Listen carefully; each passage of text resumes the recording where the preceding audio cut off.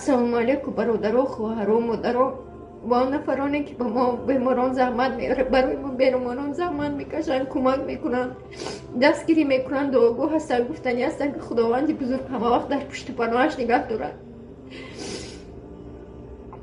و امروز که با دستگیری شما یک سال بس من مبارزه بوده هستم با بیماری انکولوژی. اول خداوند بزرگ خودش و بعد آنهایی که امروز با من را دستگیری میکنن، کمک میکنن، دعاگو هستن، در بری من هستن، به هر که اونا سلامتی خواهانن. و امروز من گرفتار بیماری ترامبوز که با رگ و پیوند وابستگی دارد گرفتار هستم و با کمک شما، با یاردم شما، با دستگیری شما، با دعای هر یک شما محتاج هستم. 54 69 38 00 73 13 70 27.